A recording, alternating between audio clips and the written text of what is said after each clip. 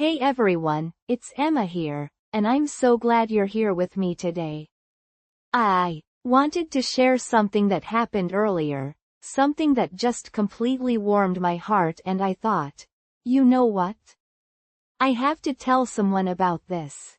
It's about the simple, beautiful power of laughter, and honestly, it felt like magic. You see, I made someone laugh today, and it felt absolutely awesome. I was at the coffee shop, and the barista was having a bit of a rough morning, orders piling up, a little flustered, you know the scene. And as I was paying, I just made a silly little joke about my inability to function before caffeine. It was nothing special, truly. But her face just lit up. This genuine, bright smile spread across her face, and she let out this lovely, light laugh. It was just a small moment, but the way it shifted the entire energy of the interaction, it was incredible. That little ripple of laughter made my whole day. The feeling was so soothing, like a warm hug from the inside out. And you know what?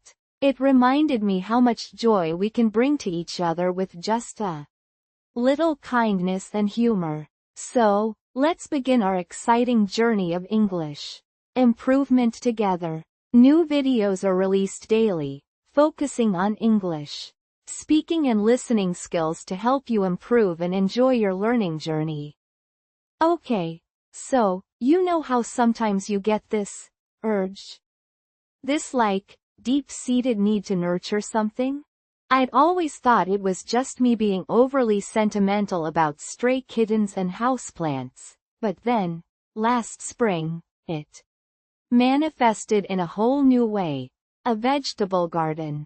Now, I'm not exactly what you'd call outdoorsy. My idea of roughing it is forgetting my hand lotion. But something about the pandemic, the isolation, it made me crave a connection to the earth.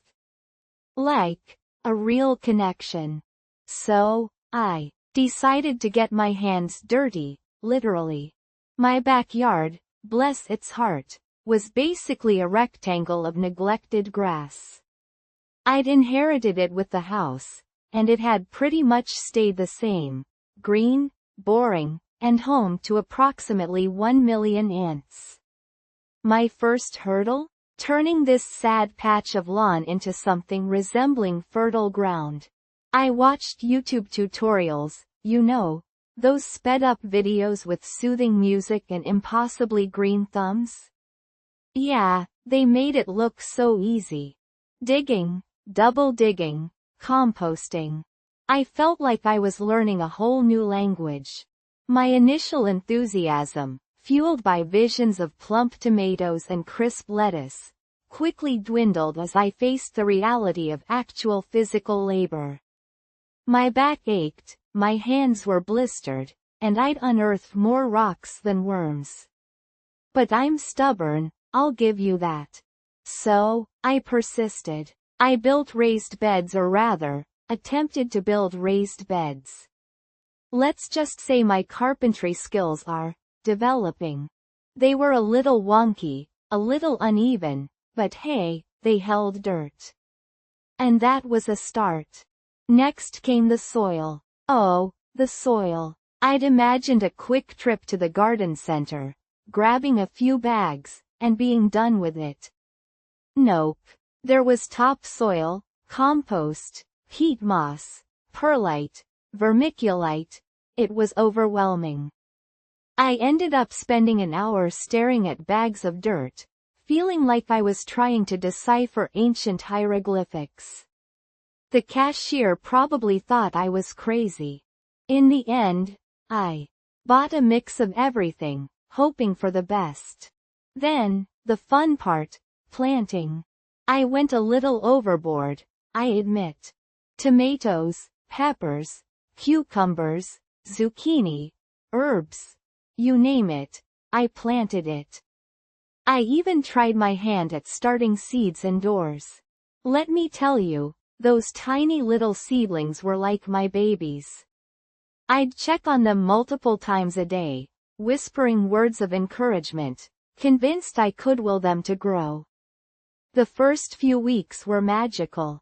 Tiny green shoots emerged from the earth, reaching for the sun.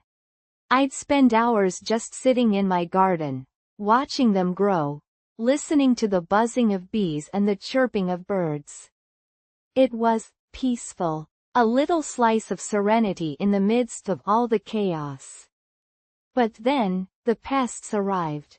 Slugs, snails, aphids, they descended upon my precious plants like a ravenous horde. I tried everything. Organic sprays, beer traps, even picking them off by hand. Yuck. It was a constant battle. And the weeds. Oh, the weeds. They grew faster than the vegetables, mocking my efforts with their relentless persistence. There were moments, I'll be honest, where I wanted to give up. Where I considered paving over the whole thing and turning it back into a boring, but manageable, lawn. But then, I'd see a tiny tomato starting to ripen, or a cucumber swelling on the vine, and I'd remember why I started. One morning, I went out to the garden and discovered something amazing. A huge, vibrant zucchini, hidden beneath its broad leaves. It was the first real harvest of my gardening adventure. I carefully cut it from the vine, cradling it in my arms like a newborn baby. It was heavy, smooth, and smelled faintly of earth and sunshine. That feeling, the pride, the sense of accomplishment, it was intoxicating. That night, I made zucchini bread. And you know what? It was the best zucchini bread I'd ever tasted. Not because it was objectively the most delicious, but because it represented something more.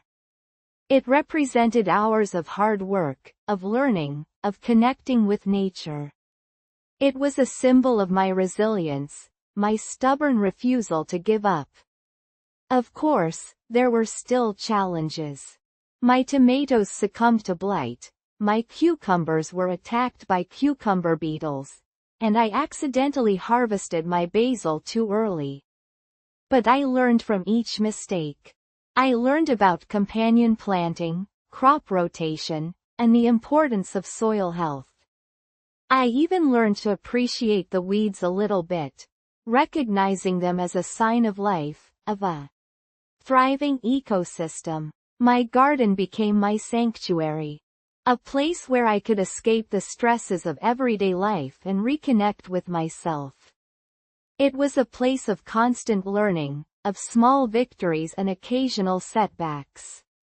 But most importantly, it was a place where I could nurture something, watch it grow, and reap the rewards of my labor, both literally and figuratively. So, what did I learn from my gardening adventure? Well, I learned that gardening isn't just about growing vegetables. It's about growing yourself. It's about patience, perseverance, and the willingness to get your hands dirty. It's about embracing the imperfections, the unexpected challenges, and the sheer joy of watching something you've nurtured come to life. It's about connecting with the earth, with nature, and with yourself in a way I never thought possible. And you know what else I learned? That even a non-outdoorsy, hand lotion-obsessed person like me can find solace and satisfaction in a patch of dirt.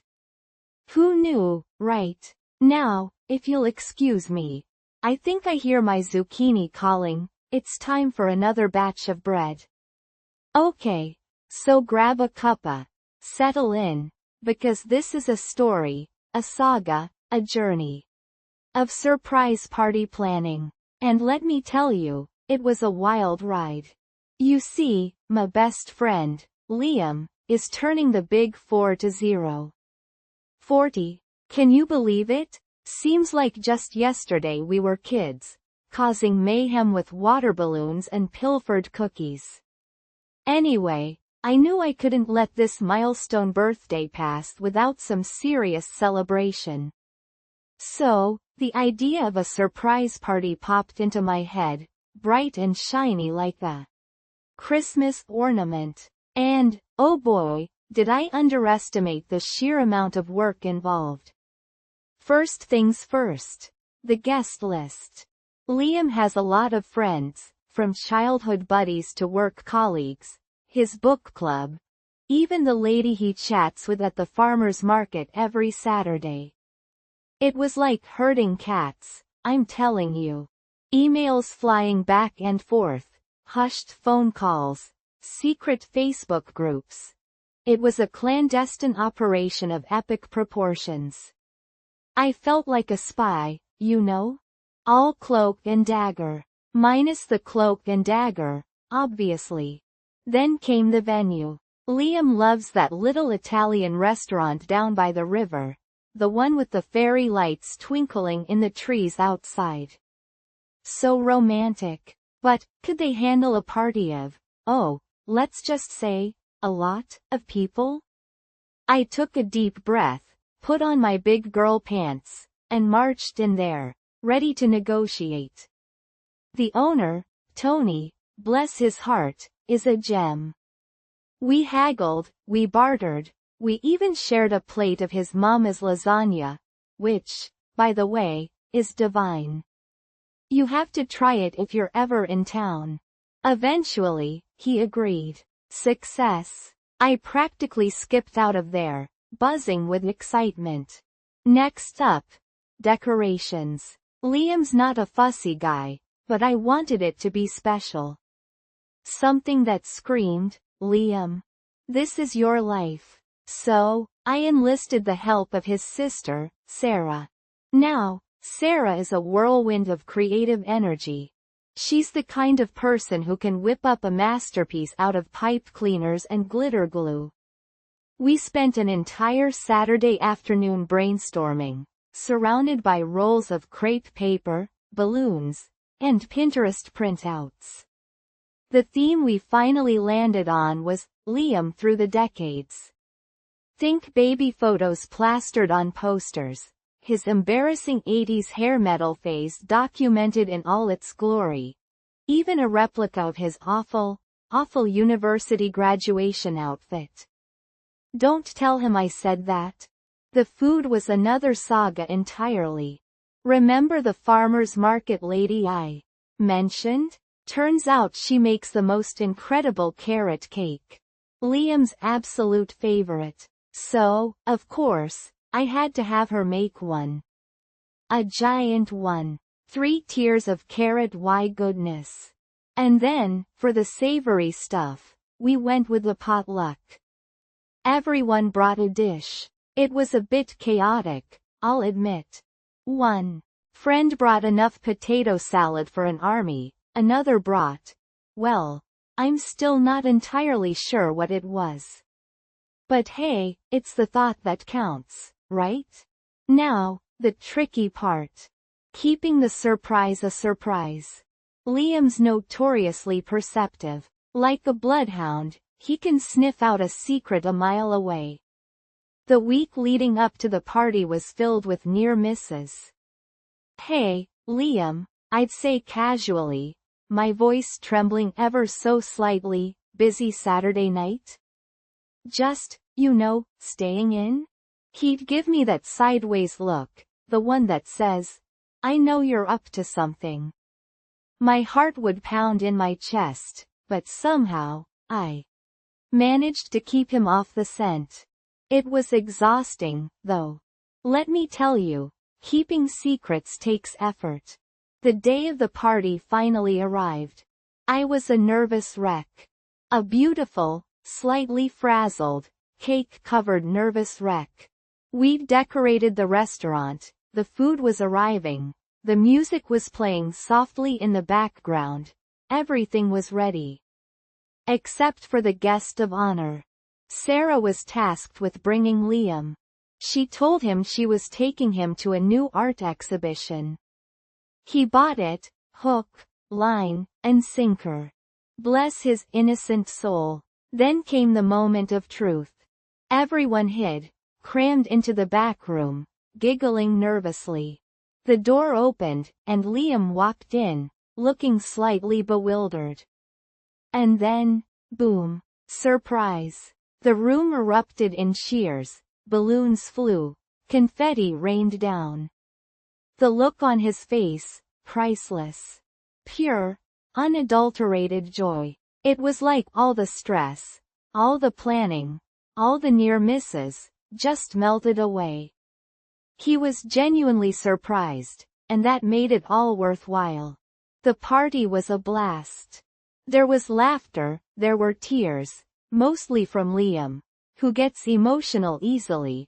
Bless him. There was dancing. There was that weird potluck dish that no one dared to touch. It was perfect. Imperfectly perfect, you know? Just like Liam. Later, as the party wound down and people started to leave, Liam pulled me aside. He gave me a big hug, the kind that squeezes all the air out of your lungs, and whispered, "Thank you. This was the best birthday ever." And in that moment, I felt a wave of, I don't know, pride? Happiness? Relief? Probably a mixture of all three. It was a lot of work, yes, but seeing the joy on his face, knowing I had created this special moment for him, it was worth every second, every frantic phone call, every glitter-covered mishap, every near heart attack when I thought he'd figured it out. So, yeah, that's the story of the surprise party. It was an adventure, a comedy of errors, a labor of love. And you know what? I'd do it all again in a heartbeat. Because that's what friends are for, aren't they? To make each other feel special, to celebrate the big moments, and to create memories that last a lifetime. Even if it involves a lot of potato salad and a questionable graduation outfit. Now, who wants another cuppa? Hey everyone, learning a new language can feel like climbing a mountain, but remember, the view from the top is incredible. And you know what? Your accent is your personality, not a mistake. It's a beautiful reminder of where you come from. A unique spice in the flavorful mix of global English. Embrace it. It adds character and charm to your voice, making you, well, you. So speak with confidence, my friends. Your voice deserves to be heard. Here's a fun little practice idea. Try telling a horror story in the dark. You will not believe how much this can help your fluency. Imagine you're sitting with a friend, the lights are dimmed, and you're weaving a spooky tale. The darkness actually takes the pressure off, allowing you to focus on the flow and emotion of your words. It's surprisingly effective, and a little bit spooky, which makes it even more fun. Honestly, it felt like magic when I first tried it. Struggling with understanding different accents, though? I totally get that. It can be so frustrating hearing a flurry of sounds and not quite grasping the meaning. Especially in a crowded place or when someone speaks quickly. We've all been there. It's a shared experience, and knowing we're all in this together is a comforting thought. Don't worry, you're definitely not alone in this. Speaking of challenges, I remember once spending hours trying to memorize the difference between past perfect and past simple. It was a real brain twister. And you know what? It made me wonder. What's your secret to remembering difficult English grammar rules? Share your tips in the comments below. Let's help each other out and make this learning journey even more enjoyable together. Okay, so, grab a cup of something warm and cozy, because this story is a classic. It's about the day my alarm didn't ring. And you know, when I say, didn't ring, I don't mean it just, like, failed to ring. No. It was a full-blown conspiracy against my very existence. I swear. It all started the night before. I was prepping for this huge presentation at work, something I'd been slaving over for weeks. The kind where you dream about spreadsheets and wake up muttering about profit margins. You know the drill. Anyway, I finally crawled into bed, way past midnight, mind you, and set my alarm with the utmost care. Triple-checked it. I practically stared it down, daring it to betray me. The little digital numbers glowed mockingly back. "We'll see," they seemed to whisper. Okay, maybe I was a little delirious. So, the next morning. Nothing. Utter silence. Usually, my phone blares this obnoxious, upbeat tune. I can't even remember the song. It's that annoying, but it chose that particular morning to stage a silent protest. Now, I'm a naturally deep sleeper. Really deep. If there was an Olympic sport for sleeping, I'd be bringing home the gold. So, I slept. And slept. And slept some more. It was the kind of sleep where you're not even dreaming, you're just gone. Absorbed into the mattress. One with the duvet. You know what I mean? Pure bliss. Until a faint, almost imperceptible sound pierced through the cozy cocoon of slumber. It was the garbage truck. Our garbage truck has this particularly unique sound. Like a wheezing walrus crossed with a rusty washing machine. I know, attractive, right? But that sound is usually my second alarm clock. If my phone fails, the wheezing walrus usually does the trick. Except, this time, it sounded distant. Wrong. I cracked open one eye, and the room was bathed in this unsettling light. Not the gentle glow of dawn, but the harsh, unforgiving glare of mid-morning. My heart lurched. I grabbed my phone. The time. 10:30 a.m. 10:30. My presentation was at 9 o'clock. My stomach did this weird flip-flop thing. Panic, pure, unadulterated panic, surged through me like a tidal wave. I launched myself out of bed, stubbing my toe on you guessed it, the corner of the bed frame. Because why not add insult to injury? Hobbling and cursing, I scrambled to get ready. I threw on the first clothes I could find which, unfortunately, turned out to be a slightly wrinkled shirt and a pair of trousers that were definitely not meant for business presentations. Think more, gardening chic. My hair? Forget about it. It looked like a startled bird's nest. My teeth? Brushed, but probably not well enough. Breakfast? A half-eaten banana inhaled while sprinting to the car. The entire scenario was a masterclass in chaotic disaster. The drive to work was a blur. I'm pretty sure I broke several traffic laws.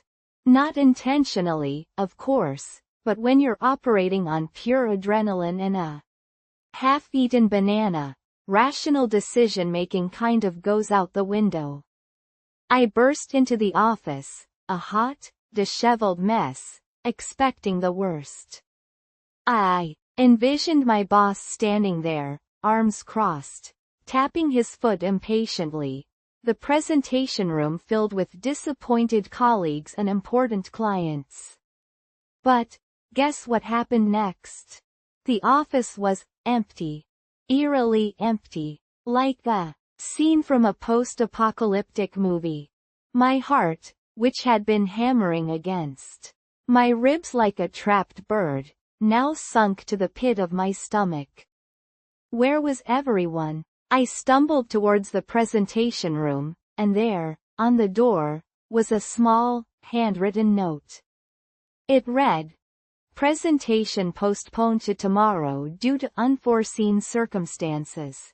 See you then, and try to get some sleep." I stared at the note. Blinked. Stared some more. My brain, which had been operating at warp speed for the past hour, slowly began to process the information. Postponed? Tomorrow? Sleep? It was like the universe had played the cruelest, most elaborate prank on me. The relief that washed over me was so intense, it almost made me weak in the knees.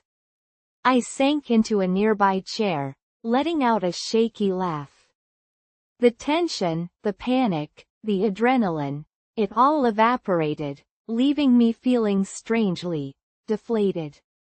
And utterly ridiculous. I mean, there I was, dressed like a scarecrow, heart racing, having practically risked life and limb to get to a presentation that wasn't even happening. The irony was almost too much to bear. I spent the rest of the day in a kind of dazed stupor. I rehearsed my presentation, in my proper clothes this time, answered a few emails, and generally tried to look busy.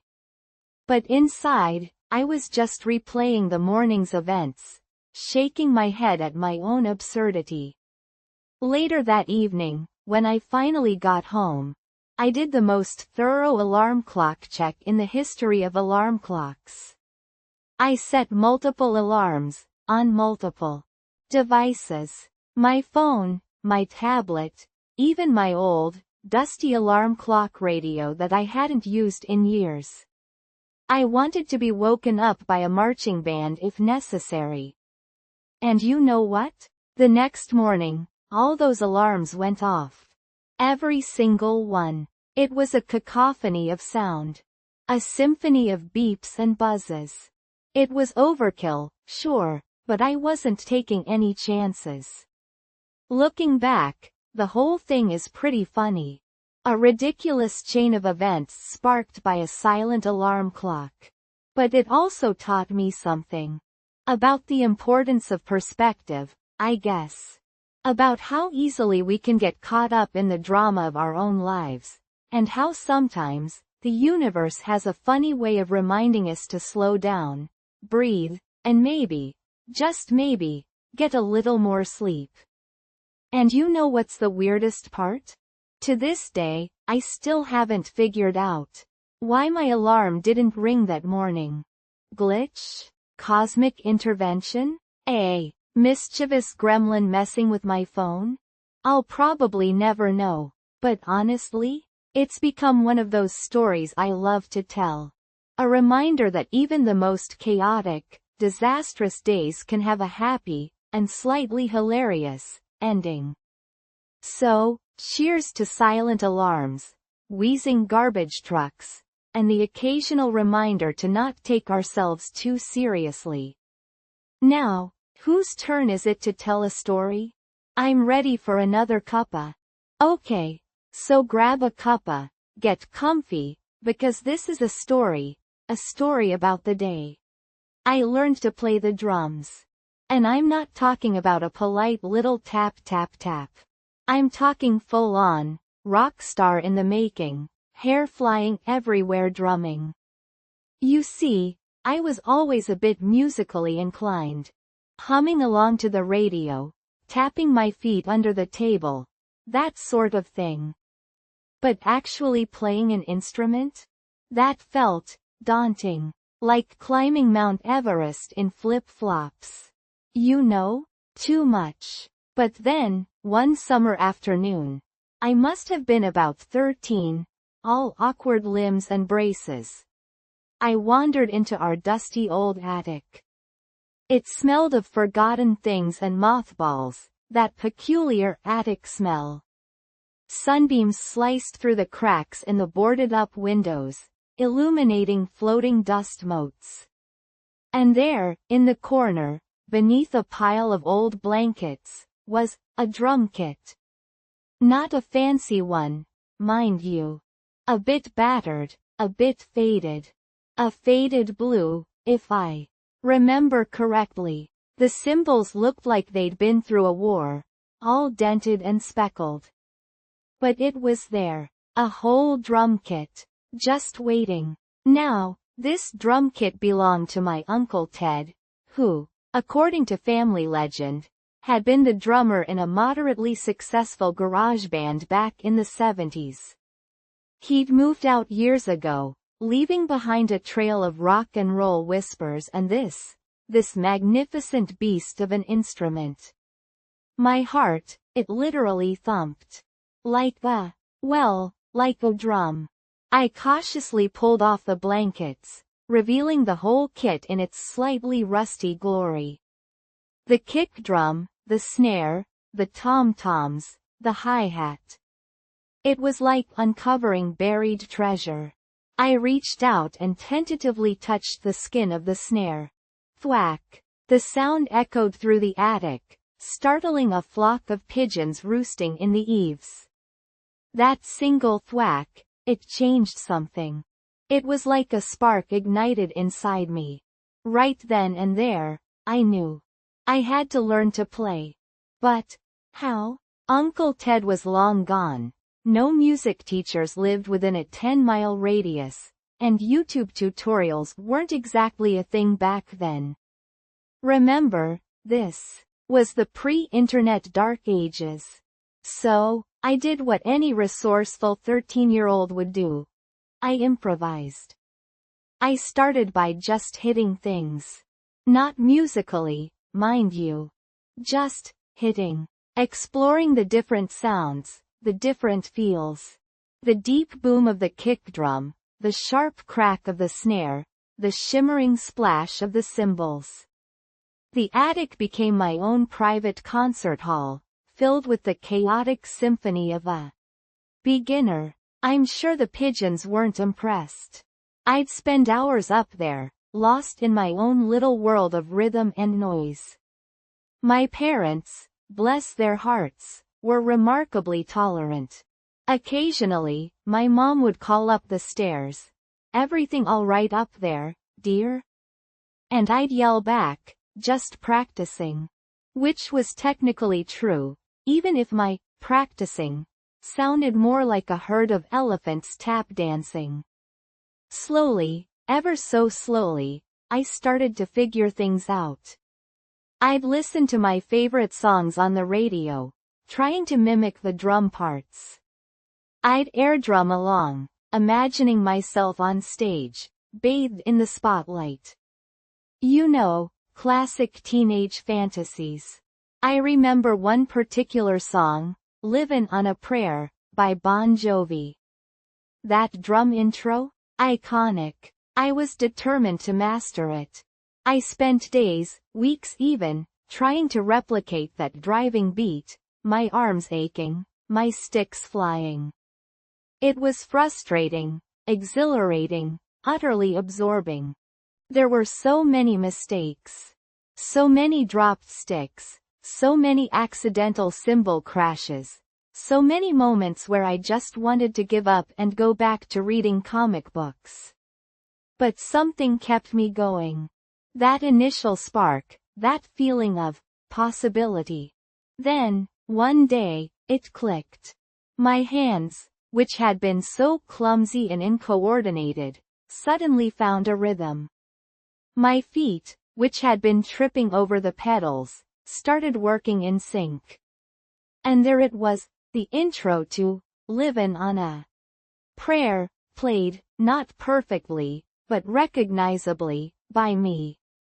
Oh, the feeling. It was pure joy, pure triumph. I felt like I could conquer the world, armed with my drumsticks and my newfound skill. I ran downstairs, bursting with excitement, eager to show my parents my masterpiece.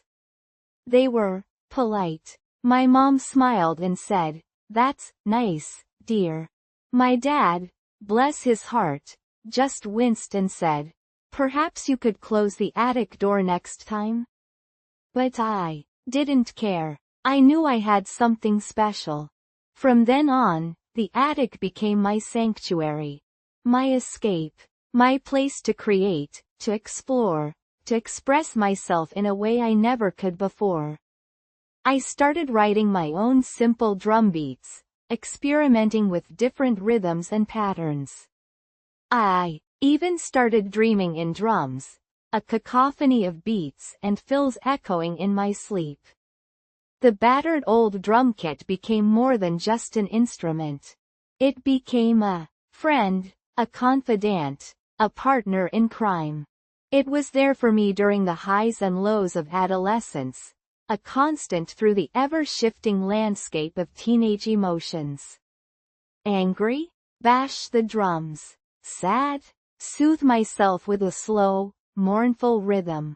Happy? Let loose with a joyous explosion of sound. Of course, I never became a famous rock star. Life, as it often does, had other plans for me. But that day in the attic, the day I learned to play the drums, that day changed me.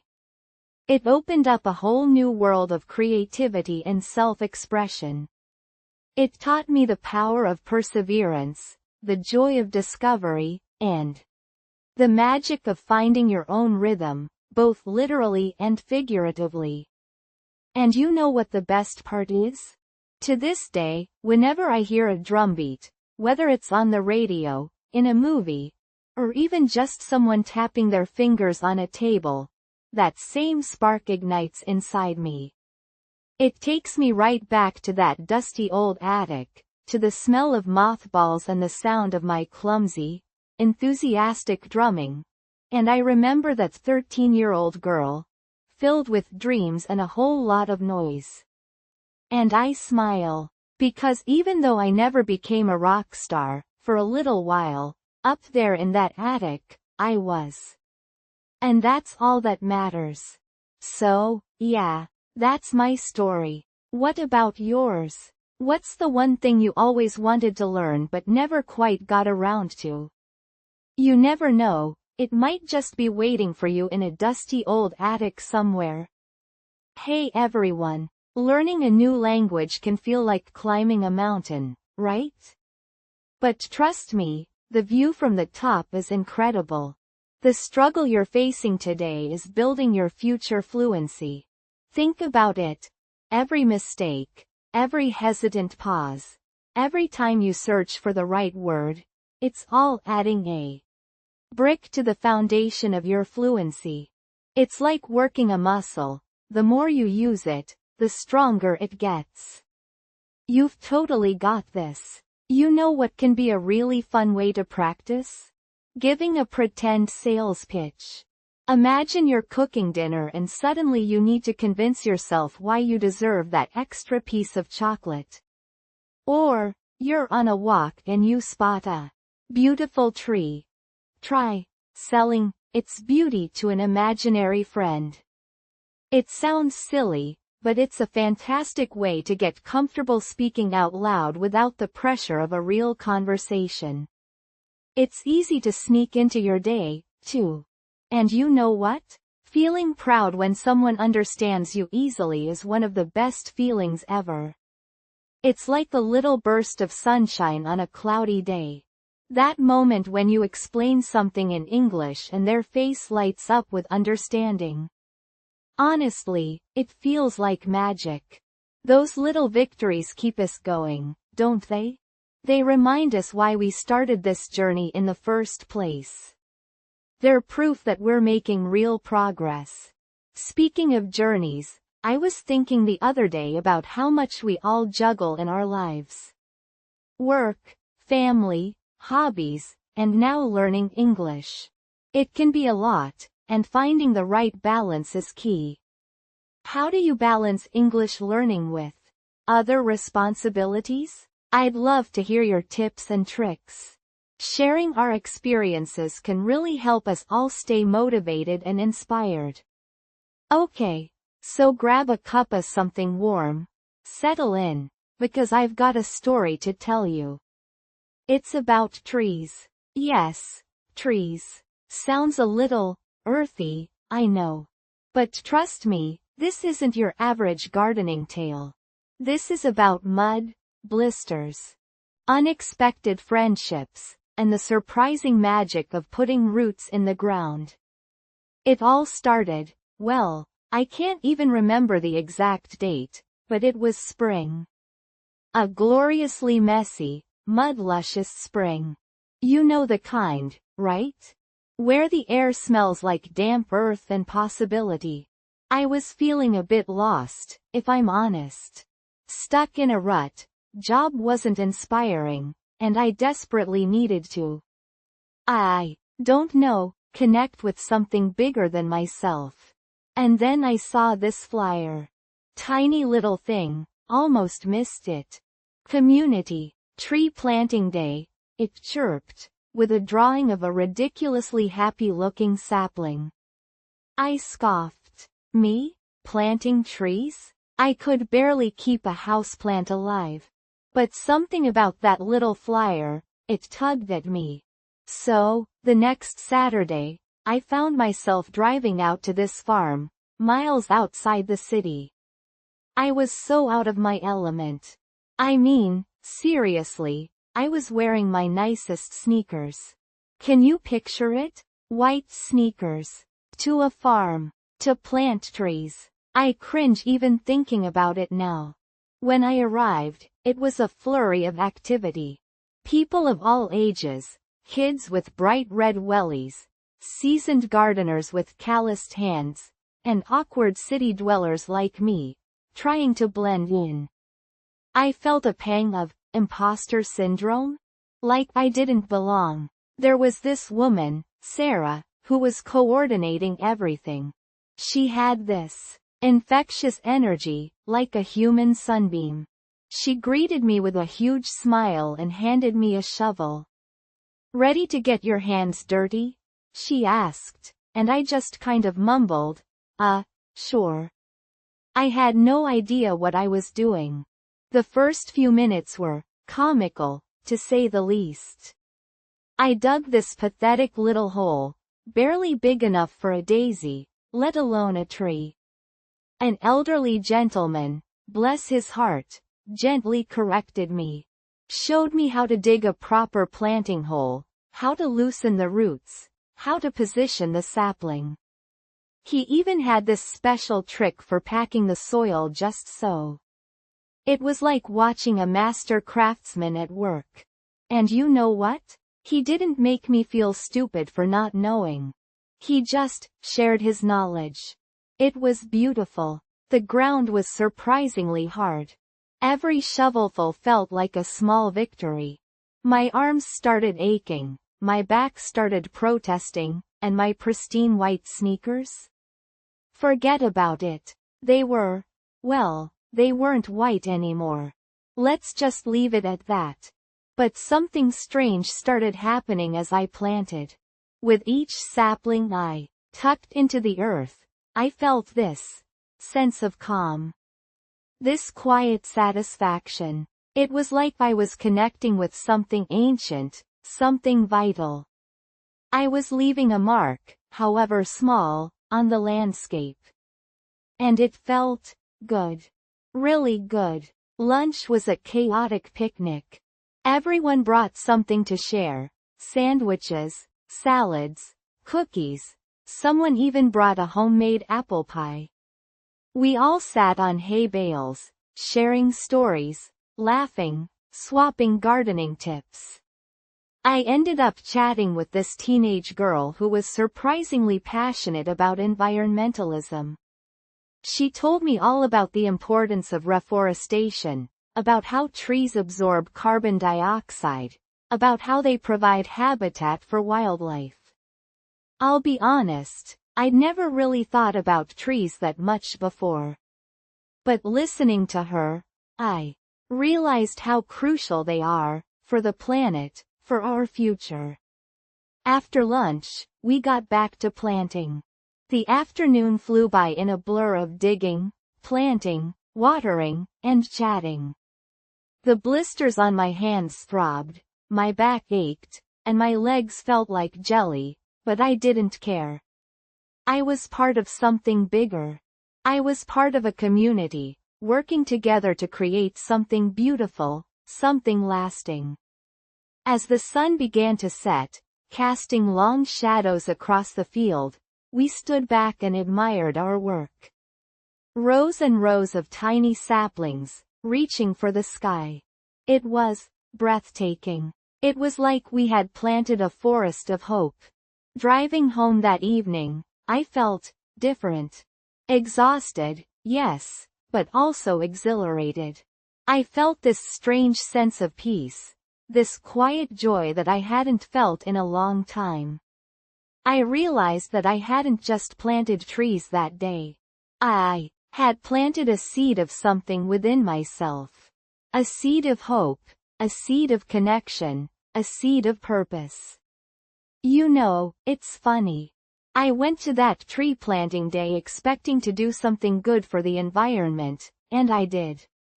But I also ended up doing something good for myself. I discovered a part of myself I didn't know existed. A part of me that craved connection, that craved purpose, that craved being part of something bigger than myself. And the best part? I made friends. Real friends. People who cared about the same things I did. People who weren't afraid to get their hands dirty. People who understood the quiet magic of planting trees. I still have that little flyer tucked away somewhere. It's a reminder of that muddy, messy, magical day. A reminder of the power of community, the importance of nature, and the unexpected joy of getting your hands dirty. And guess what? I've been back every year since. Those little saplings? They're growing. They're thriving. Just like me. And you know what? It's the most rewarding feeling in the world. Seriously. You should try it sometime. You might surprise yourself. So, you want to hear about the day I wrote my first blog post? Oh, honey, it's a story. Grab a cuppa, settle in. This might take a while. It wasn't just a day of typing, it was a whole emotional roller coaster. A symphony of self-doubt and excitement, played on the slightly sticky keys of my old laptop. It was, must have been a Tuesday. A crisp autumn Tuesday, I think. The sunlight was that gorgeous, slanting kind, you know, the type that makes everything look golden and promising. The kind that makes you feel like you could conquer the world, even if you haven't even conquered the laundry pile yet. And the air, that sharp, autumnal smell of fallen leaves and wood smoke. I could smell it through my open window, and it just felt right. Like it was a good day for beginnings. I'd been toying with the idea of starting a blog for ages. For months, I'd been filling notebooks with scribbled thoughts, half-finished poems, recipes I'd invented, some good, some questionable, and just general musings about life, the universe, and everything. My husband, bless his heart, would find these notebooks tucked into random places. Under the sofa cushions, next to the cereal box, even once in the fridge. He'd tease me, saying I should just share these thoughts with the world. But, oh, the fear. The sheer terror of putting myself out there. What if people hated it? What if they laughed? What if nobody even read it? The thought made my stomach do a little flip-flop. It was like stage fright, but instead of a stage, it was the vast, echoing emptiness of the internet. You know what I mean? But that Tuesday, something shifted. Maybe it was the sunlight, maybe it was the smell of autumn, or maybe it was just the third cup of coffee finally kicking in. I decided, today's the day. I powered up my trusty laptop, the one with the slightly sticky key and the fan that sounded like a tiny jet engine taking off, and stared at the blank screen. It was daunting, like facing a vast white canvas. Where do you even begin? I decided to start with what I knew best, baking. I'd recently perfected a recipe for salted caramel brownies, gooey and rich and just heavenly. I thought, who doesn't love brownies? Surely, that was a safe bet. So, I started typing. Slowly at first, each word feeling heavy and significant, like I was chiseling them into stone. I described the process of melting the chocolate, the way the butter hissed and bubbled in the pan, the satisfying clink of the spoon against the glass bowl. I wrote about the warm, sweet smell that filled the kitchen, the way the brownies crackled slightly as they cooled, the first decadent bite. I poured all my passion into that post. I wrote about the joy of baking, the comfort of creating something with your own hands, the simple pleasure of sharing something delicious with the people you love. I even included a slightly embarrassing story about the time I accidentally set off the smoke alarm while trying to caramelize the sugar. Let's just say it involved a lot of frantic fanning and open windows. As I wrote, I realized something. I wasn't just writing about brownies. I was writing about myself. About my love of simple things, about my clumsy moments, about the things that made me, well, me. And you know what? It felt good. Liberating, even. Finally, after hours of writing, rewriting, and agonizing over every word, the post was finished. I read it through one last time, my heart pounding in my chest. It wasn't perfect, but it was me. Then came the scary part. Hitting publish. I hovered my finger over the button, my hand trembling slightly. I took a deep breath, closed my eyes, and clicked. For a moment, nothing happened. Just the whirring of the laptop fan and the sudden, deafening silence in my head. Then, a little notification popped up on the screen. Post published. That's it. It was out there, in the world, for everyone to see. Guess what happened next? Nothing. Absolutely nothing. I refreshed the page every few minutes, expecting a flood of comments, likes, and shares. But the counter remained stubbornly at 0. The silence was deafening. My initial euphoria quickly gave way to a sinking feeling of disappointment. Maybe I wasn't cut out for this after all. Maybe my writing was terrible. Maybe nobody cared about my salted caramel brownies. The audacity. I went for a walk, kicking fallen leaves along the pavement, feeling a bit like a deflated balloon. The autumn air, which had felt so inspiring earlier, now seemed to mock me with its crisp indifference. When I got back, I checked the blog one last time. And there it was. One single comment. It was from my mom. She wrote, "These brownies look delicious, sweetie. Can you make me some?" It wasn't exactly the viral sensation I'd dreamt of, but in that moment, it was enough. It was a start. It was someone, somewhere, connecting with something I had created. And that, I realized, was the whole point. That first blog post didn't make me famous. It didn't earn me any money. It didn't even earn me a plate of my own brownies. Mom ate them all, bless her heart.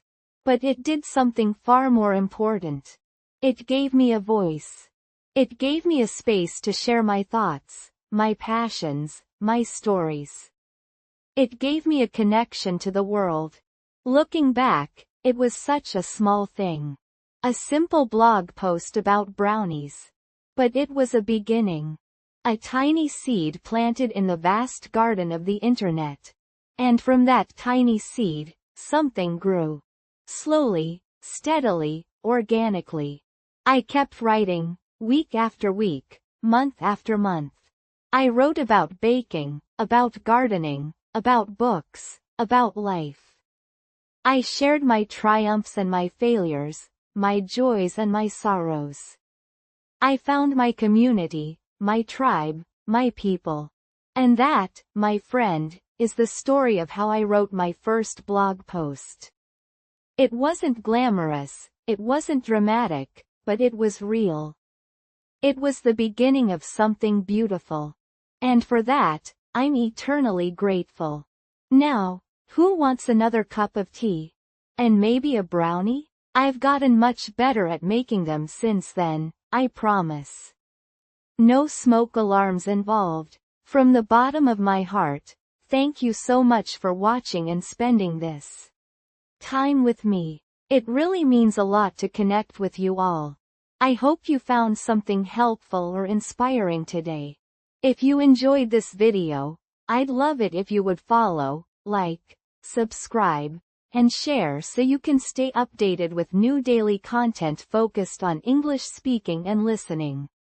You know, before we go, it made me wonder, any new workout or fitness routine you wish to start? It's always so inspiring to hear what everyone is working towards, and sharing your goals can be a fantastic way to practice expressing yourself in English and connect with others who have similar interests. Sharing also helps to keep you accountable. See you tomorrow, and remember to take care of yourselves, stay consistent, and keep practicing.